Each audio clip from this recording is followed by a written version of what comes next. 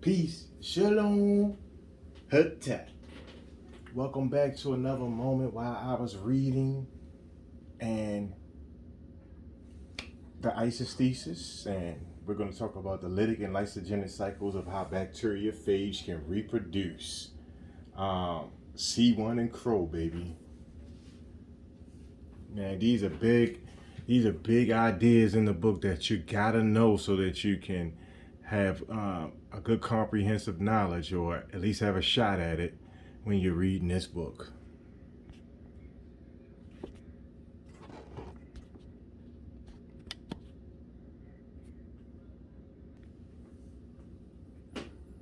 Okay, so first we want to, there are two lifestyles, but we want to talk about the lytic so that we can understand the lysogenic a little bit more. A few things we got to understand before we get there. First is, first of all, lytic is nothing but or C1 is nothing but another word for lytic in the book, so you'll see that, and it is also synonymous with Set or Seth and the 236 amino acids. And if anybody's seen that Judy K. King video when she's talking about David and Goliath, this is the Goliath side right here.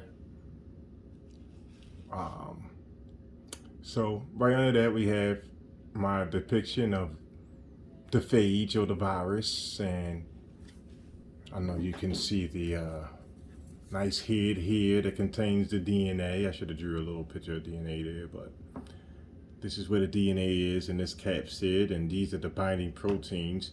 We learned from the previous video that I did about the Isis Thesis.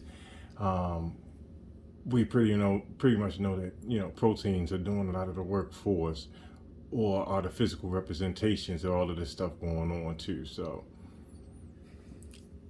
and you can see that again with the feet and the binding proteins that you see at the bottom of the virus. Once again, they're big major players in gene expression. Now, I don't know where they get the symbol for phage at, but it looks eerily similar to Gamel, the Hebrew letter for G. One of the things I remembered about Gamel is that it meant kind of like giving to the poor, because right by Gamel was like Delaf, another Hebrew letter. And if you look at the two letters together, it was like Gamel was given to Delaf. Maybe I should draw that real fast. Yep, and as you can see, this is the Gamel and this is the Delaf. So this is the G and this is the D. And you can and you can definitely see this is like the hands of a poor guy holding his hands out. And this is like a rich guy dropping it into his hand. I mean, you can find so many different things that this could represent for you other than that too. But it's just that, these go along with the Hebrews or the Jewish explanations, mystic explanations of the letters.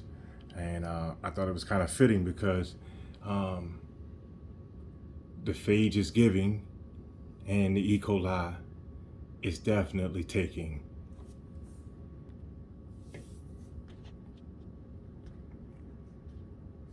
Now, this is the bacteria or the E. coli right here, and this is the phage or the virus, the vector, the director here, the giver. Okay, so this guy attaches himself to this guy right here. It injects his DNA through the pathway, the ancient glycosis pathway, and yes, right into the DNA, and starts breaking up the DNA for the bacterial chromosome. By the way, this is the lytic cycle. Now, what happens here is we shoot this lamp pouring down here. It breaks up this little chromosome here. Now, keep in mind, has his own DNA. This one has his own DNA. This shoots its DNA inside the E. coli, and it damages and destroys the E. coli's DNA until it's no more, and it takes over pretty much the cell and starts creating immediately its own brand of DNA. So no more do we have the bacterial chromosome DNA anymore. We start making more phages. This process continues until it explodes, and it cuts and explodes and blows up the cell. And which at that point, it just moves on to the next cell, because we know that E. coli is just constantly splitting and everything anyway, so fast, you know. Yes, let's get that clear too. E. coli is doing nothing but, before it gets hit with a virus, is doing nothing but splitting and reproducing anyway, you know what I mean? So it's beneficial for this phage that can't reproduce on its own to take control of the host and start making its own progeny. Another thing to point out is that lytic itself, lytic means to cut or to break apart, which it really essentially just does to the cell, which just fucking obliterates the damn E. coli cell. But that's what its job is. And all the phage is doing is just coding for this too. It's, you know, like I said, the E. coli is just, it's producing and it's making copies of itself anyway. All the phage does is take control of the car and start using it for the talents that it actually has, until it explodes and tears it up. So that's pretty much the lytic cycle in a nutshell. Now, the lysogenic cycle.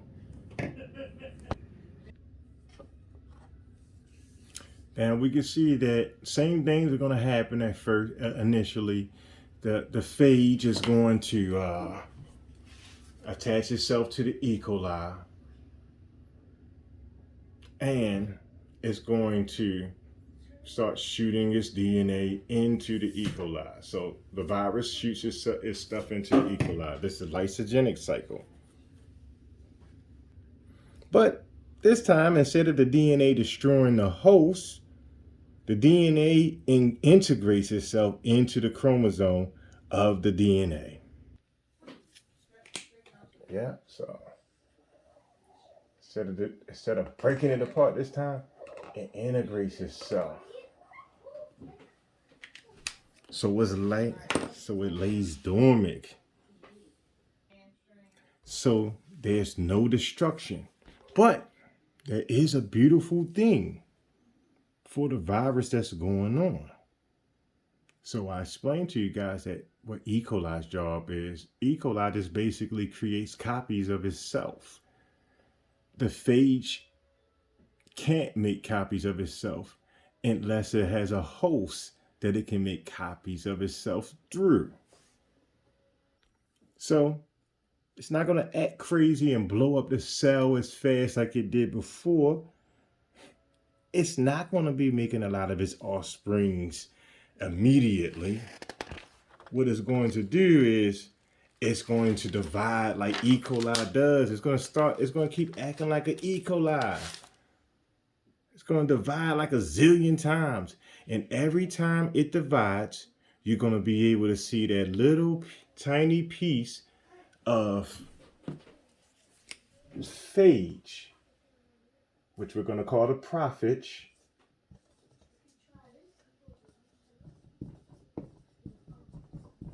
In each copy. So we're not going to jump off and get, you know what I mean, and get the Goliath straight up like we did before. We'll just go ahead and call the lytic cycle, like we said, the lytic cycle is the Goliath cycle, is the set cycle. We're not going to jump off and start making a whole bunch and blow up the cell like we did before. No, we're going to slow down. We're going to keep reproducing like E. coli does. We're not going to blow up. We're not going to do a whole bunch of virus stuff. We're not going to alert everything yet. No. We're just gonna keep making this 100 million zillion times, but we're gonna keep a little portion of that profit or that virus in each one lying dormant. Now, this DNA is going to be carried from generation to generation. So now you have potentially millions, if not hundreds of millions of bacteria that all have this little piece of viral DNA.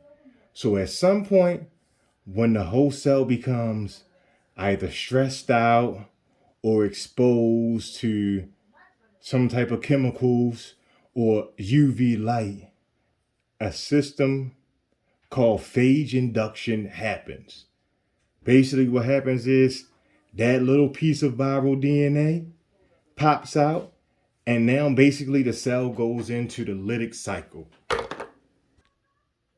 Right, so after millions and millions of kids and lying dormant, something happened. Some type of stress. We put us in a situation where as though it stressed us out. Kind of bringing up what I was talking about in an earlier video. Something like some knowledge came into you. You came into some knowledge. And what happens is, this is how it wrote itself into you, okay? This is how knowledge jumps into you, okay? It's like a vector. It's like a virus.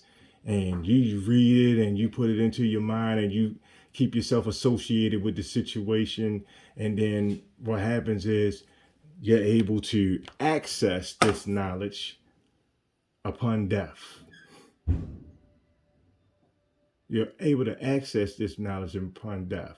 So just like we're thinking of this with the virus, we think of this with our human life. This is why I had this synonymous with human life. And we can look at this as our afterlife. Okay? So yeah, it looks more sexy to be human. There's more proteins around this. It's more sexy to be human. It seems like this is the biggest. It's like Goliath seemed like he was the biggest and he was sure to win. And this is the way. But we know that our spiritual life is really what matters. And this crow side, it's funny how crow is synonymous with Horus and stuff too. So when you think of crow, think of this bird right here. But this is synonymous with your spiritual life. Still works in a system that's similar to each other, you know what I mean? But it's, but the thing is, when we release this virus, we'll release this virus onto our spiritual life. But through our physical life, we're able to build information, let that information lie dormant into our DNA, into our genome, into our soul and stuff, so that we can have this information to call upon when we release matter and move into something, into our light bodies, and move on to the other portion of life, so just understanding those two parts there, and that's just pretty much the aim there, you know what I mean? But I'm gonna stop all the rambling. So main things to understand: lytic and lysogenic cycle. One takes over the bacteria and creates all of its evil progeny right away until it blows up. And one takes over jumps into the E. coli, chills out, let the E. coli do what it does for us, however long. And then, when the time is right, it releases its progeny upon the E. coli and upon the world. But this is going to be in the spiritual manner, for us, like I was explaining earlier. But enough of the rambling. I hope you got something out of this video. Just opening up the dialogue, and whatever you can add, please do, because it's important information. each one teach one. We all can use this for the benefit of, you know, gaining knowledge and illuminating ourselves. Thank y'all for coming out. God bless you. Good night.